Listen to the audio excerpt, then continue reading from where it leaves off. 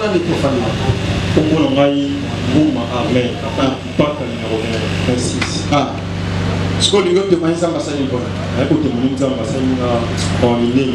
Nous avons Koufa. Comment il dit? Ah. Depuis le 30 décembre. Depuis le 30 décembre. Depuis le 30 décembre. Ah. Le 31, le 1er, le 2, le 3, il y a Aralanda, on a la page, à l'échelle, on a la carte. Avec apôtre, on a la ici, avec apôtre, Bengue, il y a Kaboulé, ici, habitant, il y a un corps. Moi, ça fait beaucoup, il faut des opérations. Il faut des opérations, il y a deux. À la responsable, sur les opérations, à deux. Ah, c'est normal. Pour moi, ça. On a petit frère, il a pas il y a le comptable. Il y a des mots. L'accès sur la frère. Ah, ouais, avec la CT. Ah, il m'a fait ça. Une occupation. Ah, ouais. Ça, c'est fort. Le match passé, on a fait une appel. On peut pas tenir dans le cas. D'autres, on est là pour les sans-papa. Voilà, ça qui m'a dit. Dans la ligne, vous Alléluia, va ensemble. Parce que qui tient là.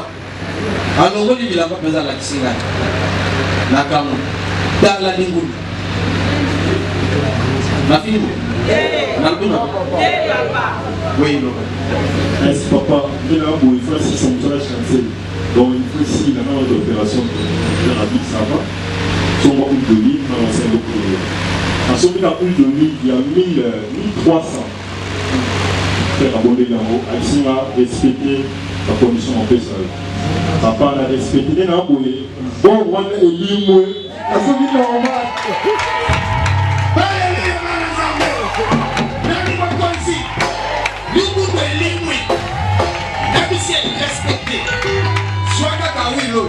Papa a l'ingulu.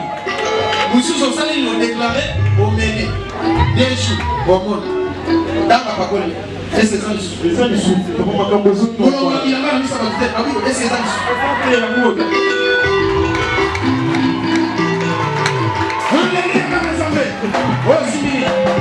Après, l'hôpital. Ah, oui, l'hôpital, on va passer l'examen. On a fait l'opération, il y a un mot, la bobine. On va opérer, oui. La bobine. Ah. Faut pas y prendre la fiche. Ah, voilà, faut pas y prendre la fiche, on va passer l'opération. Pour l'examen, ça va aller. Wow. Amen, bon assemblée. Comment on va prendre médical et la mobile? Oui, il faut que nous fassions l'opération à l'Ingouni. Mais nous avons fait nini? Continuons à sentir quelque chose de mauvais dans la Katina. Vous allez sentir une douleur dans la papa. Une douleur dans la ligne. Si mal. Vous voyez comme ça, c'est le dossier. L'Oba Yahweh! Douleur, oh Yeshua, tout ça là. Source à douleur. Na détruit yango. Au nom de Jésus. Élis-moi. Élis-moi.